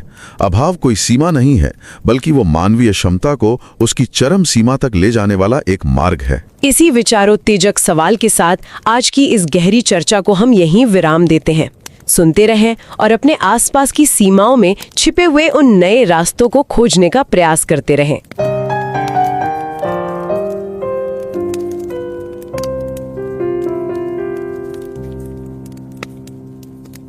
Imaginons un instant l'histoire d'un jeune entrepreneur. Un entrepreneur vivant dans un township sud-africain. Il se retrouve face à un défi qui semble, sur le papier, absolument impossible à relever. Impossible, c'est souvent le point de départ des meilleures histoires. Exactement. Son ambition, c'est de livrer des médicaments dans son quartier. Des produits très spécifiques qui nécessitent le maintien d'une chaîne du froid extrêmement stricte. Ce qui est déjà complexe dans un environnement urbain hyper développé. Voilà. Or, voici la réalité brute de son quotidien. Il n'a aucun budget. Rien du tout. Pas la moindre campagne publicitaire, il ne possède pas de voiture. Les routes de son quartier ne sont même pas officiellement cartographiées. Ce qui complique pas mal la livraison. C'est le moins qu'on puisse dire. Et pour couronner le tout, les médecins des hôpitaux publics sont profondément méfiants. Bah oui, l'idée de confier des traitements vitaux à un inconnu, ça passe mal. Tout à fait. Face à un tel mur de contraintes, l'instinct naturel voudrait qu'on abandonne purement et simplement. Mais lui, non. Il fait quoi alors ? Sans véhicule, il opte pour un modeste 2 roues. Et pour assurer cette fameuse chaîne du froid sans aucun équipement médical coûteux, il achète une simple boîte de livraison pour moto. Une boîte classique. Oui, qu'il isole lui-même avec des plaques de polystyrène et des blocs de glace du commerce. Astucieux. Et le plus fou, c'est pour convaincre les médecins et trouver des clients sans dépenser un seul centime en marketing. Il s'appuie sur le réseau social le plus puissant, le plus ancien et le plus respecté à sa disposition. Sa propre grand-mère. Exactement. C'est elle, avec les membres de la communauté, qui a fait passer le mot. C'est incroyable. Ces personnes âgées sont même allées protester directement auprès des médecins pour exiger qu'ils fassent confiance à ce jeune homme. Elles arguaient qu'elles étaient trop vieilles pour faire le trajet jusqu'à l'hôpital tous les jours. C'est vraiment l'essence même de l'innovation sous contrainte extrême. Ce moment précis où l'absence cruelle de ressources devient le carburant d'une ingéniosité redoutable. Ouais, cette histoire a quelque chose de profondément inspirant. Et ce qui la rend encore plus pertinente pour notre discussion d'aujourd'hui, c'est qu'il ne s'agit pas juste d'un conte de fées entrepreneurial. Non, c'est un vrai cas clinique. C'est l'illustration tangible d'un phénomène fascinant que nous allons décortiquer ensemble. La capacité de l'esprit humain à transformer une barrière apparemment infranchissable en une opportunité de conception inédite. Et c'est exactement le sujet d'un article de recherche passionnant, intitulé « Microprocessus de Constraint Innovation ». Un papier majeur. Absolument. Et avant d'aller plus loin, il est indispensable de souligner le sérieux de cette source. Cet article a été publié dans le Journal of Management Studies. Ce qui n'est pas rien. C'est une véritable institution, une revue classée au prestigieux FT50. Pour donner une idée, c'est vraiment le sommet de la reconnaissance académique. Tout à fait. Cette recherche, d'une minutie remarquable, a été menée par Hélène Doms, Matthias Weiss et Martin Oegel, des chercheurs affiliés à la Ludwig-Maximilianas Universität Munich et à la Zeppelin University. En Allemagne ? Mais d'ailleurs, que l'on soit un habitué de ce type de littérature ou que l'on découvre tout juste cet univers, nous encourageons chaleureusement ceux qui nous écoutent à prendre un moment de calme. Peut-être avec un bon café. C'est le meilleur moyen de l'apprécier. Exactement, pour lire cet article. Il a été rigoureusement évalué par des pairs et le lien est disponible directement dans les notes de l'émission. C'est une lecture qui bouscule vraiment beaucoup d'idées reçues. Et pour bien poser le décor, surtout pour quiconque débuterait dans l'exploration de la recherche académique et se demanderait pourquoi ce papier est si crucial, il faut comprendre le paradigme qu'il renverse. Oui, l'image classique de l'innovation. Exactement. Traditionnellement, quand on pense à l'innovation, on imagine des environnements d'abondance. On visualise des campus technologiques rutilants dans la Silicon Valley. Des labos de R&D avec des budgets illimités. Des armées d'ingénieurs surdiplômés, voilà. Mais cette étude prend la direction opposée. Elle s'immerge dans des environnements de pénurie extrême. Ce que la littérature appelle la base de la pyramide. Souvent abrégé en BOP, oui. Il s'agit de marchés où le pouvoir d'achat des consommateurs est minime et où les infrastructures les plus élémentaires, comme l'eau courante ou des routes goudronnées, font totalement défaut. L'ambition des auteurs, c'est de comprendre étape par étape comment l'innovation peut non seulement survivre, mais émerger puissamment dans ces conditions. C'est ça l'enjeu. Ce qui m'amène d'ailleurs à me poser une question sur la façon dont ils ont mené cette enquête. Parce qu'on imagine mal envoyer un simple questionnaire à choix multiples par email à des entrepreneurs travaillant dans des conditions si complexes. Non, clairement. La méthodologie semble avoir été pensée sur mesure pour ce terrain, n'est-ce pas ? Absolument. Envoyer un sondage quantitatif aurait été d'une stérilité totale ici. Les chercheurs ont opté pour une étude qualitative phénoménologique. C'est-à-dire ? Concrètement, ça signifie qu'ils sont allés chercher l'essence de l'expérience vécue. Ils ont mené 60 entretiens approfondis avec des managers et des fondateurs opérant en Inde et dans plusieurs pays d'Afrique subsaharienne. Comme le Ghana, le Kenya. Oui, le Rwanda, l'Afrique du Sud et la Tanzanie aussi. On parle d'individus qui créent des solutions vitales dans l'agriculture, l'énergie solaire hors réseau ou la santé. Et la véritable trouvaille méthodologique de cette équipe, c'est l'utilisation de la technique de l'incident critique. Ah, j'aimerais qu'on s'arrête un instant là-dessus. En lisant le papier, je trouvais cette approche vraiment brillante. Peux-tu nous expliquer comment fonctionne cette technique et pourquoi c'est un outil si précieux pour la recherche ?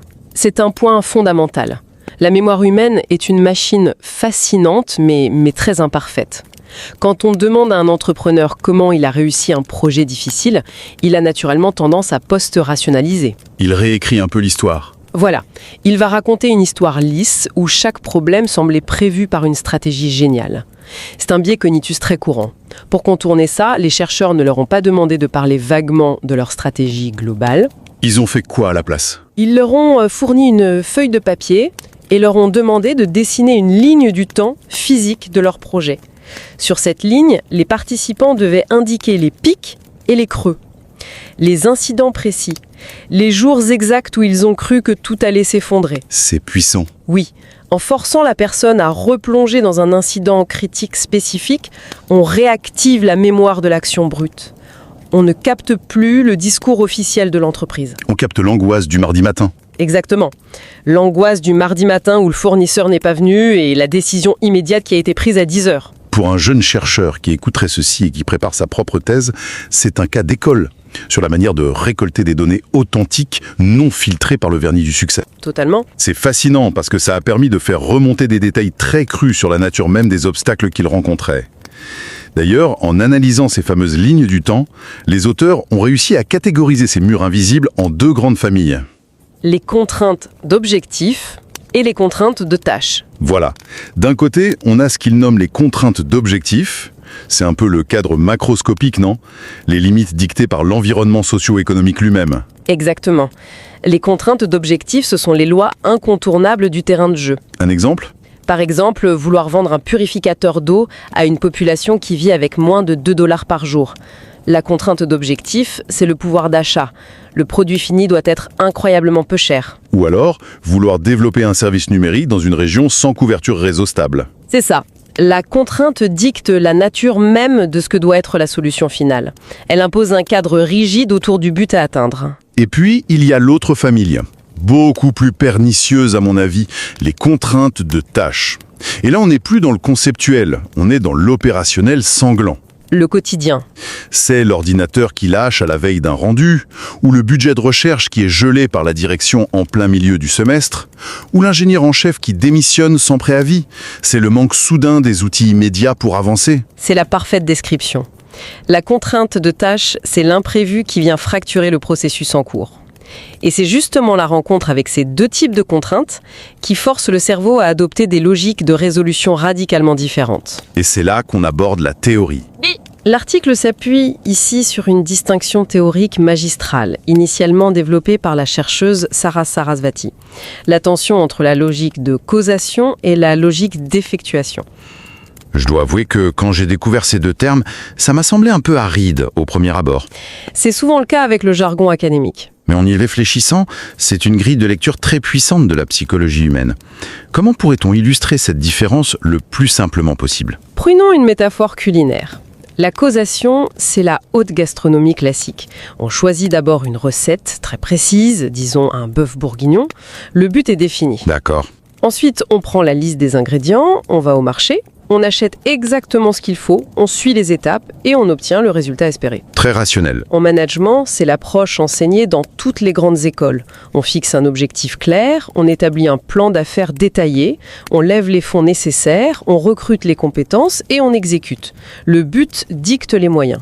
Mais alors, l'effectuation, c'est l'inverse. C'est ouvrir son frigo un dimanche soir en sachant qu'on n'a pas fait les courses. C'est exactement ça. C'est ouvrir le frigo et voir qu'il reste 3 œufs, un demi-oignon et un reste de fromage. On ne va pas faire un bœuf bourguignon avec ça ? Non, on ne part pas d'une recette idéale. On fait l'inventaire des moyens à disposition, ici et maintenant. Ce que l'on sait faire, l'équipement qu'on possède et les personnes que l'on connaît. Et on improvise. Et à partir de ces maigres ressources, on imagine le meilleur repas possible. En affaires, c'est l'attitude de l'entrepreneur dans l'incertitude totale. On ne cherche pas à prédire un marché futur ou à rassembler des millions d'euros. On crée un objectif viable à partir des contraintes immédiates. Le moyen dicte le but. C'est une bascule philosophique majeure. Et ce qui est captivant dans cette recherche, c'est que les auteurs ont réussi à identifier 5 pratiques concrètes issues de ces données de terrain. 5 façons d'appliquer cette philosophie face à la rareté. Oui, c'est très documenté. Penchons-nous d'abord sur l'approche planifiée, la causation, qui répond principalement aux contraintes d'objectifs. La première de ces pratiques s'appelle la réduction. L'idée, c'est d'être impitoyable avec le superflu. Et j'ai été scotché par l'exemple qu'il donne sur la création d'un simple shampoing en Inde. Oui, l'exemple du shampoing est long remarquable, parce qu'il montre que la réduction n'est pas juste une affaire de faire moins cher ou de baisser la qualité d'un produit occidental. L'équipe de développement a été confrontée au fait que les populations rurales de la base de la pyramide ne pouvaient absolument pas s'offrir une bouteille de shampoing classique. Surtout qu'un shampoing occidental, chimiquement, c'est une aberration de complexité. Il y a des agents moussants artificiels, des parfums de synthèse, Des colorants nacrés. des conservateurs pour que la bouteille tienne des années sur une étagère. Face à cette contrainte de prix, les chercheurs indiens ont appliqué un concept philosophique local, le neti-neti. Ce qui se traduit par ni ceci, ni cela. C'est une forme de déconstruction mentale, presque spirituelle, appliquée à la chimie industrielle. C'est exactement ça. Ils ont pris la formule du produit et ont questionné chaque composant avec une rigueur absolue. Est-ce que ce colorant bleu lave les cheveux vraiment ? Non. On l'enlève. Est-ce que cette molécule qui fait une mousse abondante nettoie le cuir chevelu ? Non plus. On l'enlève. Ils ont réduit le produit à son essence fonctionnelle la plus pure. Le résultat, c'est un produit tellement épuré et si peu coûteux à produire qu'il a pu être distribué dans de minuscules sachets individuels de 5 ml. Vendu à quelques centimes dans les villages les plus reculés. Ce n'est pas un sous-produit, c'est un produit repensé de l'intérieur par l'élimination systématique du superflu. Ça demande une sacrée discipline. La deuxième pratique liée à la causation va encore plus loin dans la créativité. C'est la réinterprétation. Là, on change de registre. Oui. Ici, on ne se contente pas d'enlever, on change la fonction de l'objet. On redéfinit la nature même du problème. En lisant le papier, je suis tombé sur un passage concernant le transport de l'eau en Afrique du Sud. J'ai dû relire le paragraphe tellement la solution semblait d'une simplicité désarmante. Peux-tu nous détailler comment ils ont abordé ce problème ? Bien sûr. Le problème initial est grave et bien connu. Les femmes et les enfants parcourent des kilomètres chaque jour en portant de lourds récipients d'eau sur leur tête. Ce qui cause de sévères problèmes de santé à long terme. Oui. L'approche classique d'un ingénieur occidental serait de se dire « il nous faut un chariot ou une brouette ». C'est logique. Mais l'étude souligne que lorsque l'équipe a analysé les coûts de production locaux, elle s'est heurtée à une réalité implacable. Laquelle ? La roue elle-même, avec son axe et ses roulements, coûtait trop cher. Fabriquer une brouette abordable pour ces populations était économiquement impossible. C'est là que la plupart des projets humanitaires ou d'innovation s'effondrent d'ailleurs. On constate que la technologie classique est trop chère et on abandonne. Sauf si l'on pratique la réinterprétation. Au lieu de s'acharner à créer un contenant que l'on poserait sur un objet qui roule, les innovateurs se sont posé une question subversive. Et si l'eau elle-même devenait la roue ? C'est brillant. Ils ont alors imaginé un gros réservoir cylindrique en plastique robuste, l'Hippo Water Roller. On le remplit d'eau, on le couche sur le sol, on y fixe une longue poignée de chaque côté de l'axe central et on le fait simplement rouler devant soi. Le contenant et le mécanisme de transport ont fusionné. La contrainte financière de la brouette a forcé une réinvention conceptuelle brillante. Et ils ont appliqué cette même logique mentale pour l'informatique. Il y a cet autre exemple d'un réseau social en Inde. On sait que les plateformes comme Facebook ou X reposent presque exclusivement sur l'écrit. Mais comment créer du lien social numérique quand la contrainte d'objectif principal est que votre public cible est en grande partie analphabète ? C'est un défi immense. La réinterprétation ici a été de se dire que le besoin sous-jacent n'était pas de lire des statuts, mais de partager de la voix. Ils ont bricolé un système avec des composants open source pour créer un réseau social basé uniquement sur des appels téléphoniques et des répondeurs vocaux interactifs. Les utilisateurs appellent, laissent un message audio. Et ils naviguent par la voix pour écouter les messages de leurs voisins. C'est du génie logiciel pur. Et cette volonté de substituer une chose par une autre nous mène naturellement à la troisième pratique de planification de l'étude, le remplacement. Ça consiste en quoi ? Cette pratique consiste à esquiver une dépense technique ou spatiale massive en y substituant une alternative extrêmement frugale. On trouve dans les données l'exemple d'un entrepreneur voulant créer une chaîne d'hôtels low cost de qualité. Le problème d'un hôtel classique, c'est le hall de réception. Ça prend énormément de mètres carrés. Et ces mètres carrés, il faut les chauffer, les éclairer, les nettoyer et payer du personnel pour y rester 24 heures sur 24, alors que cet espace ne génère littéralement aucune nuitée vendue. C'est vrai que quand on y pense, dans la plupart des grands hôtels, on trouve souvent de gigantesques comptoirs en bois massif qui coûtent une fortune, simplement pour faire la queue aux clients après un long voyage. C'est un modèle qui a très peu évolué. C'est un parfait exemple d'inefficacité acceptée par confort.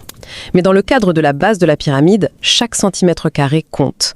La solution de l'entrepreneur, remplacer la réception physique par un processus numérique. Le fameux SMS. Oui. Au moment de la réservation, le client reçoit un code PIN par SMS, il arrive, tape son code sur la porte de sa chambre et entre. L'espace qui aurait été dévolu au hall d'accueil a été converti en chambre supplémentaire. Ce qui a mécaniquement augmenté la rentabilité du bâtiment. Et permis de baisser drastiquement le prix de la nuitée pour les clients. On a remplacé de la matière physique coûteuse par de l'information immatérielle. Jusqu'ici, on a parlé de la réduction, de la réinterprétation et du remplacement. Tout cela s'inscrit dans cette logique de causation. On anticipe les problèmes liés au marché et on sculpte l'offre en conséquence. On est dans la rationalité froide et calculée. Tout à fait. Mais on le sait tous, la réalité sur le terrain ressemble rarement à un fichier Excel bien ordonné. Que se passe-t-il quand tout déraille soudainement ? Quand on fait face à une urgence absolue, cette fameuse contrainte de tâches dont on parlait. C'est là que tout bascule. C'est là qu'intervient l'effectuation. Et sa quatrième pratique, le bricolage d'urgence. Et j'adore les termes locaux utilisés par les chercheurs pour décrire ça. En Inde, on parle de jugad, et au Kenya, de joie kali. Kali, c'est une réaction épidermique de survie face au chaos. C'est l'art de faire fonctionner les choses, coûte que coûte, avec ce qui nous tombe sous la main à l'instant T. C'est le mode survie.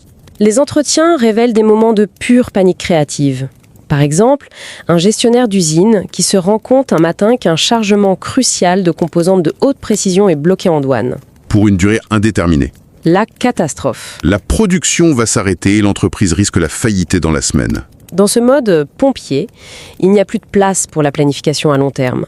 La survie dicte d'utiliser des pièces détachées d'un autre projet, de modifier manuellement des machines avec des outils inadaptés.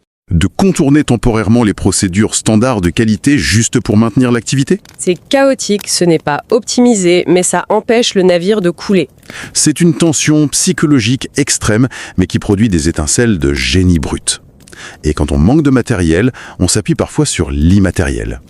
C'est la cinquième pratique issue de l'effectuation, le réseautage. Ah, le réseau. Et là, attention, il ne s'agit pas du réseautage feutré lors d'un cocktail d'entreprise. On parle d'utiliser le capital social comme un levier pour surmonter des barrières physiques ou légales. Ce qui nous ramène tout droit à notre livreur sud-africain et à la mobilisation de sa grand-mère. L'histoire de la grand-mère est emblématique. Quand il n'y a pas de ressources tangibles, les relations humaines deviennent la monnaie d'échange principale. Mais ce réseautage prend aussi des formes hautement stratégiques. Par exemple, l'étude rapporte le cas d'une équipe qui développait un service de santé d'urgence. Ils savaient pertinemment que la réglementation en vigueur, qui était lente et complexe, risquait de tuer leur innovation avant même son lancement. Le blocage administratif classique. Leur stratégie d'effectuation a été de ne surtout pas travailler en vase clos. Ils ont invité des membres clés des ministères et des instances de régulation à rejoindre les comités de réflexion dès les premiers jours du projet. Habile. En cooptant la source même de la contrainte institutionnelle, ils ont fait de l'entité régulatrice un allié investi dans la réussite du projet. Ce qui est fascinant, c'est la façon dont toutes ces pièces s'assemblent pour révéler le véritable message de cette recherche. Quand on lit ce genre de typologie, on a souvent l'impression qu'il y a deux tribus d'innovateurs irréconciliables. Les planificateurs et les bricoleurs. D'un côté, les ingénieurs froids et méthodiques de la causation, qui font de la réduction et de la réinterprétation sur leur tableau blanc. De l'autre, les MacGyver de l'effectuation, qui font du jugade dans l'urgence. Or, la conclusion majeure, le grand moment de révélation de cet article, c'est que la réalité est beaucoup plus fluide que ça. Peux-tu nous expliquer cette dynamique cyclique qu'ils ont mise en évidence ? C'est là que l'article prend toute sa dimension. La découverte cruciale, c'est que l'innovation n'est pas une ligne droite, où l'on choisit son camp au départ. C'est une boucle, un cycle d'apprentissage perpétuel. Une boucle continue ? Les innovateurs les plus performants dans les environnements de la base de la pyramide sont des hybrides. Ils naviguent en permanence entre les deux postures mentales. Le processus type commence souvent par une phase de causation. L'équipe analyse le marché, repère la pauvreté locale et décide de réduire son produit pour baisser les coûts. Ils ont un plan précis. Puis, soudainement, une crise survient. L'usine tombe en panne d'électricité ou un matériau n'est plus disponible. À cet instant précis, la planification devient inutile. L'équipe fait preuve d'une grande flexibilité cognitive et bascule en mode effectuation. Elle bricole, elle improvise une solution de fortune pour passer la semaine ? C'est ça. Mais il ne s'arrête pas là. Heureusement. Et c'est là toute la subtilité. S'il restait dans le bricolage permanent, l'entreprise ne pourrait jamais grandir. Elle resterait au stade artisanal. Dès que l'incendie est éteint, dès que la solution improvisée fonctionne, les innovateurs opèrent une nouvelle bascule mentale. Ils repassent en mode causation. Ils prennent le fruit de leur bricolage chaotique, ils l'étudient, ils le standardisent, le documentent et l'intègrent dans leur processus officiel, pour le déployer à grande échelle. C'est cette danse incessante entre l'ordre de la planification et le chaos de l'improvisation qui engendre la résilience. Et c'est une leçon magistrale pour tout professionnel aujourd'hui, qu'il travaille dans une start-up en phase d'amorçage à Berlin ou dans un énorme conglomérat industriel à Paris. Réaliser qu'on n'est pas prisonnier de sa méthode initiale est libérateur. Ça enlève un poids énorme. Quand la direction annonce une coupe budgétaire de 30% ou qu'un délai de livraison est divisé par 2, ce n'est pas juste une mauvaise nouvelle. C'est le signal d'alarme qui indique qu'il faut collectivement arrêter la logique de projet traditionnel et basculer consciemment vers l'effectuation. La contrainte devient un système de navigation. C'est un changement de perspective d'une grande profondeur. Pour le monde académique, cette étude est un jalon important. Elle apporte des preuves empiriques, granulaires, au niveau des microprocessus quotidiens, sur le fonctionnement réel de la théorie de l'effectuation. Ça la rend très concrète. Elle démontre que l'étude de contextes non occidentaux est indispensable. Pendant des décennies, on a échafaudé des théories du management, basées sur l'observation d'entreprises nord-américaines en pleine croissance économique. C'est vrai. Et étudier la rudesse de la base de la pyramide permet de forger des théories globales beaucoup plus robustes face à l'incertitude. Et pour les managers qui nous écoutent et qui dirigent des équipes, cela remet en cause une pratique managériale très courante. On a souvent tendance, avec les meilleures intentions du monde, à vouloir surprotéger les équipes de recherche ou d'innovation. De les mettre dans une bulle. On leur alloue des budgets sanctuarisés, on les installe dans des incubateurs douillés, loin des pressions du marché. Mais les auteurs plaident pour ce qu'ils appellent un leadership paradoxal. Un concept intéressant. C'est l'idée d'introduire intentionnellement de la friction, d'exposer les équipes à la contrainte de ressources, pour forcer leur esprit à sortir des sentiers battus et à utiliser le neti-meti ou la réinterprétation. Absolument. Il faut laisser une certaine forme d'inconfort pénétrer le système pour réveiller la créativité. D'ailleurs, comme toute recherche de pointe, ce travail ouvre un champ de questions fascinantes pour l'avenir. Vers quoi on se dirige ensuite ? Quand on réalise que cette agilité mentale entre causation et effectuation est la clé du succès, il devient urgent de comprendre ce qui favorise cette flexibilité cognitive chez un individu. Est-ce inné ? Est-ce que cela s'entraîne ? De grandes questions. Et il y a un angle mort particulièrement intrigant que les auteurs soulèvent honnêtement dans les limites de leur recherche. 97% de l'échantillon interrogé était composé d'hommes. Attends, 97%, c'est un biais massif dans la représentation des entrepreneurs. C'est massif et c'est très révélateur des structures économiques de ces régions. Mais cela pose une question de recherche extraordinaire. Quel est l'impact du genre sur cette dynamique poitélicielle ? C'est une excellente question. Des travaux récents en sociologie et en gestion montrent que les femmes abordent souvent les contraintes de manière beaucoup plus incarnée, sociale et affective.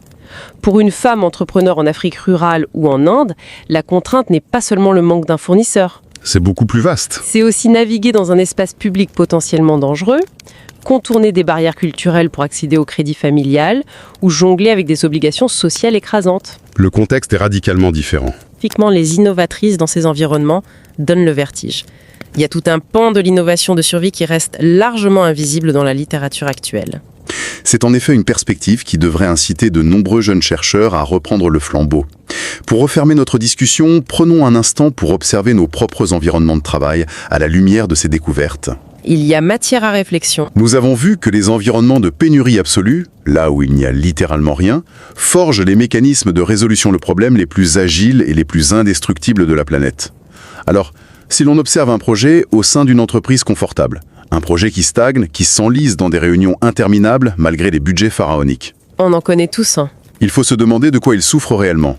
Le secret pour le sauver ne serait-il pas, contre toute logique apparente, de lui couper délibérément une grande partie de ses ressources ? La diète radicale. Peut-être que le confort et l'abondance finissent par anesthésier la créativité et que seule l'introduction brutale et artificielle d'une contrainte radicale peut réveiller ce génie instinctif, ce fameux jugad qui sommeille au fond de chaque équipe. C'est une idée volontairement provocatrice, mais c'est certainement une pensée à méditer la prochaine fois qu'on sera tenté de demander plus de budget pour régler un problème.